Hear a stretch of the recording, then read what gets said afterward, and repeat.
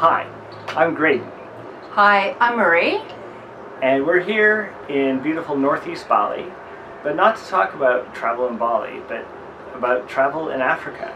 Because this video and this YouTube channel is going to be documenting our upcoming overland trip all around Africa in our 4x4 camper Stanley. We have done already a couple of years of travel in Africa with Stanley, but now we're planning to go back to Africa, pick them up out of storage, and go off on our largest adventure yet, which we hope will take us entirely around the African continent. So we hope that you enjoy this video and the videos to come. We're filming here from our home base in northeast Bali, area called Ahmed, and this particular bay is called Lipa Bay, and it's dear to our hearts. So we snorkel, scuba dive and kayak in this bay and swim pretty much every single day. So we're about to get going on our adventures to pick up our beloved Stanley camper and follow along. We'll put in a whole lot of links for some of the adventures that we've already had. So this is kind of first time for us to try to put our adventures into video format. So please bear with us if we're cringeworthy. So, when we were last with Stanley, between 2016 and 2018, driving all around the countries of Southern Africa, we didn't shoot a whole lot of video. And so for us, this attempt to make YouTube videos is something totally new. But we did take a whole lot of still photos. So what we're going to do now is show some of the pictures, some of the stills that we shot in our previous iterations of Stanley's travels, and try and get you guys to see some of the amazing spots that we went and get you excited for some of the upcoming adventures that we hope to have. So one of the other things we would like to do is document quite clearly all of the sort of details about doing an overland adventure in case you'd be interested in doing one for yourself. So we'll be able to show you along our journey the pitfalls, the difficulties, things you have to consider, how to pack your vehicle, yeah, just lots of basic things, and as well as giving you advice on places to stay and people to meet.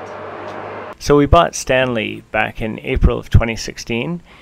This guy here, Sarl de Klerk, built the camper in the first place, and then it was driven around for a year by a Canadian guy, and we bought it off him. We took him out for a test drive for a weekend, thought this is just amazing, this is what we want for our camping existence in Africa, and then we headed off to Kruger National Park for a couple of weeks of looking at wildlife and camping and just really enjoying the freedom that we felt from having Stanley. So after Kruger, we headed for the coastlines of Mozambique, which were really beautiful and wild, and we had a look around there for a couple of weeks. We were going to head up north to Tanzania, but the security issues were a bit dire at the time, so we ended up heading back to South Africa. So after a week or two in South Africa, we headed north into Zimbabwe, and we visited our friend Tabith and saw some of the school projects she's doing around Bulawayo. And we went up into the Matopo Hills, which are very beautiful, which have lots of prehistoric San rock art. And then we saw the really impressive ruins of Kami and Great Zimbabwe. And we drove up into the Chimanimani Mountains for some hiking. Really, really beautiful countryside there. And then after the capital, Harare, we went up to the wildlife reserve of Mana Pools. And then we were done with Zimbabwe. We headed up into Zambia. After we crossed the border into Zambia, we drove to Livingstone City. Zambia is a country that's very near and dear to our hearts. We've been visiting for many years now. And the reason for that is I've been involved with a project in a place called Ngwenya, which is on the outskirts of Livingstone City. And I've been developing a school there for the last 14 years, bringing Japanese students over from a private high school in Switzerland. Over a period of several school trips, we were able to fundraise enough money to build classrooms, buy a chicken farm, and develop the school with all the books, all the resources up to today, where we have 400 children. Now, these children live in a rock quarry, essentially, where their parents break rocks for a living. So what our school is doing is providing those children with a really good opportunity for their future. They're developing their literacy skills, their mathematical skills, and this will give them a better opportunity in the future to get jobs and lift the whole area out of poverty. So after our work at the school was completed for that period, we were able to go out and visit Victoria Falls, which is stunning. And we also splashed out, took an ultralight flight over the falls, which was amazing. In the description below, I'll put in all the links to Olive Tree Learning Centre School, and you can just go and check that out. From Zambia, we did a side trip into Malawi, which is a very beautiful and amazing little country. We drove to the very south and climbed up Mount Mulanje, the biggest mountain in the country. And then we drifted north along the shores of Lake Malawi, which is very, very pretty. And we ended up finally on the high-altitude Nyika Plateau with its wildlife before we headed back into Zambia along possibly the nastiest road of the entire trip. So once we returned to Zambia, we took a spin around northern Zambia. We went to Kasanka National Park and saw the beautiful Sitatunga antelope. And then we drove into quite a remote area, the Bangweulu wetlands, and we got very well stuck in mud on the way there. But it was well worth the long, long drive and the hard driving, because it was an incredibly beautiful place, and it had one of the more remarkable birds in the world, the shoebill, living there. And so we spent several days in search of shoebills before we turned south and headed back towards Lusaka and Livingston. We then took a brief visit to Kafui National Park, then on from there to a place called Liua Plains, which is like, it's all basically driving in sand. We broke a shock. We got stuck several times, had to dig ourselves out, and we ended up being stuck out in the middle of nowhere outside of one of the national camps, right in the middle of a hyena den. Then after that, we had a quick visit to Olive Tree Learning Centre again on our way out.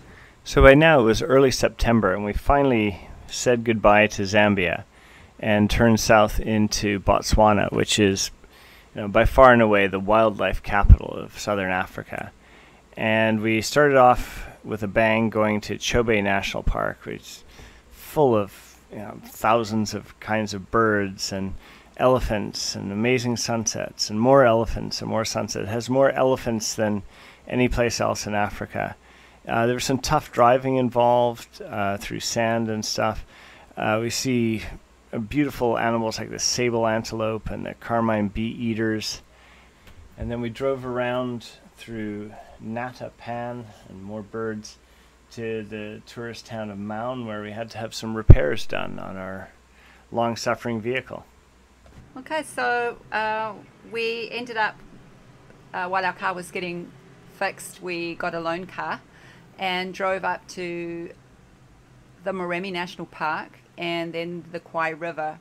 And on those adventures, we were doing a lot of river crossings. And when we got to the Kwai River, which was amazing, we saw a lot of leopard, and we got some incredible photos of them.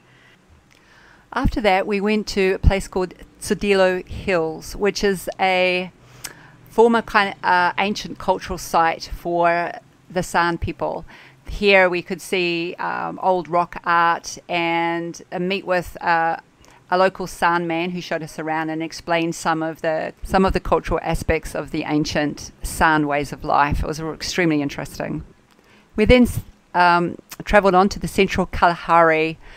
It's like a desert area where we camped out under the stars in really isolated campsites, which is amazing. And we were able to see lots of interesting desert adapted wildlife. And then we were finished with Botswana. After a few months off, we returned to Stanley in December of 2016, and we visited Swaziland. We were there for Christmas. You can see the gingerbread Stanley that we made. We saw lots of wonderful wildlife, including our first white rhinos of the trip. And then we nipped into Lesotho just very quickly for a day. Very beautiful mountainous country, but it was cold. And then it was rainy and miserable conditions, so we headed up to the Kalahari. We were headed towards Namibia, but we stopped off to see the famous meerkats from Meerkat Manor, the TV show, up in a place called Leopan, and then we went into Namibia. We then went to Namibia. We saw the distinctive endemic quiver trees, and also got to feed a cheetah. From there we went over to Sossusvlei, which is the iconic sand dunes of Namibia that go from that area all the way to the coast. From there we went up to Etoshapan and had a look around there, and then headed for the coast to Swakopmund. So then we drove inland from the coast, sort of north of Swakopmund, into probably our favorite part of Namibia. These very desolate deserts full of these prehistoric looking welwitschia plants. And we spent a week or more camping up in the deserts of Damaraland, incredibly remote, nobody around, very tough driving through these really rugged canyons, lots of amazing nights spent camped under the stars.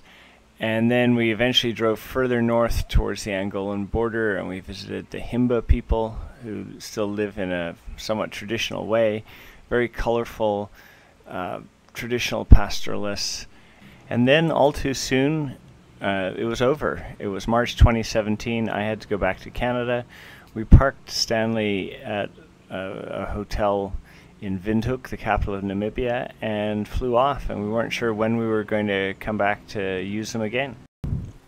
So in May 2018, we ended up with an unexpected additional trip as our South African registered vehicle got caught by customs in Namibia. So we took the opportunity to take another trip around one of our absolute favourite countries, and we headed straight out to Damaraland, which is a remote, beautiful place where we'd visited before, wild camping out under the stars.